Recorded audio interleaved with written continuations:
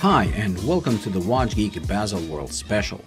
In this video we'll cover Seiko divers, and I'll make another video that will cover the dress earpieces. Now with Seiko, we can see the same thing they did last year with the 62 MAS. This year, they took another iconic diver from their past, the 6159, and made two versions of it. The Recreation, which is a very limited and very expensive replica of the original, and then making a reinterpretation, which is a modern take on the same case style, but with modern tuna hands and a lower grade movement, the 6R15. So the Recreation of the 6159 is called SLA025. It is limited to 1500 pieces and priced at 5,500 euros, which again seems a lot, but I'm sure Seiko will have no problem selling them all. The watch is powered by a high-beat 8L55 movement, beating at 10 beats per second or 36,000 beats per hour, just like the original from 1968. The case is slightly larger than the original, that was 44, while this one is 44.8, and the whole watch is quite thick at 15.7 millimeters. The case is also of the monocoque design, like the original, giving it a 300 meter water resistance. It comes with a double-domed sapphire crystal, and the case has Zaratsu finishing. For us normal people, there is the reinterpretation that, to my surprise, is smaller than the original. These come with a very similar case style, but are much more wearable, as they are not only smaller at 44 millimeters, but also significantly thinner at 13.1. These are powered by the 6R15 movement and also come with a sapphire crystal and hard-coated stainless steel case. The dial is also very similar to the 6159 with slightly changed hour markers and modern tuna hands that I simply adore, as they're legible and nicely sized for this watch. There are two versions currently, the black dial black bezel version on bracelet, the SPB077, and black dial blue bezel version that comes on a rubber strap, the SPB079. These have a recommended retail price of 1,000 euros for the bracelet and 900 euros for the strap version, making them a great alternative to the 62 MAS reinterpretations of the last year, and also giving us a thinner, cheaper Marine Master styled watch. When it comes to the Marine Master that has been discontinued, Seiko released a limited green-dialed version that finally comes with all the upgrades people have been asking for, moving the MM300 to the modern era by using a sapphire crystal and a ceramic bezel. This model, the SLA019, is limited to 1,968 pieces and will cost 3,200 euros, which is a significant price increase compared to the SBDX017 that is no longer available.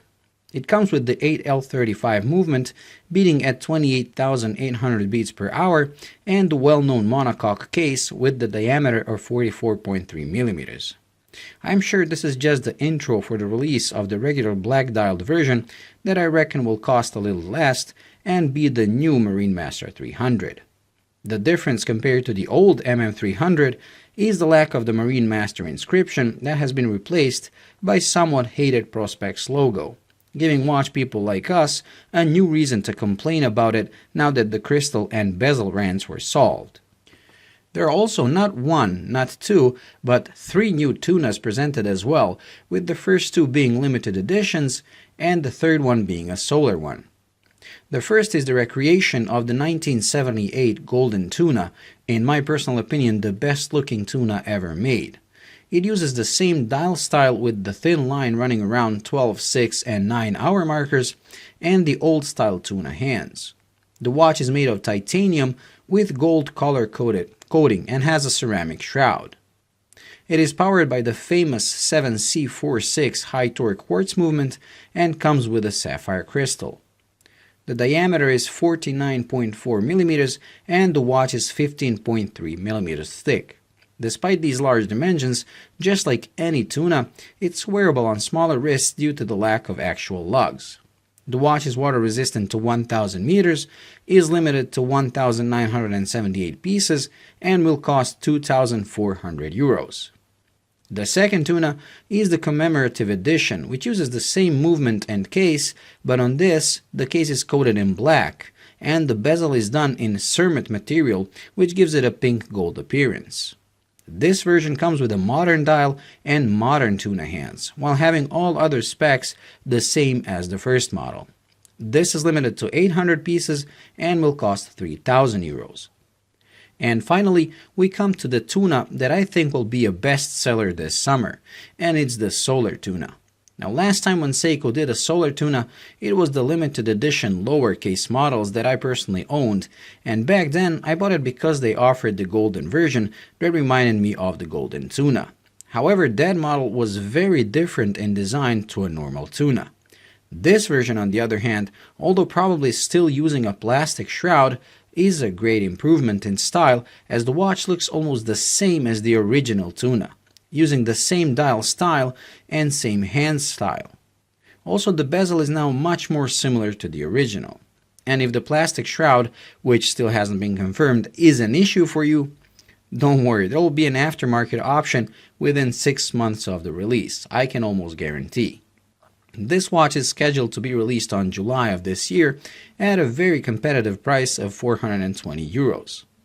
It is water resistant to 200 meters and also slightly smaller and more wearable than regular tunas at 46.7 millimeters in diameter and 12.4 millimeters in thickness.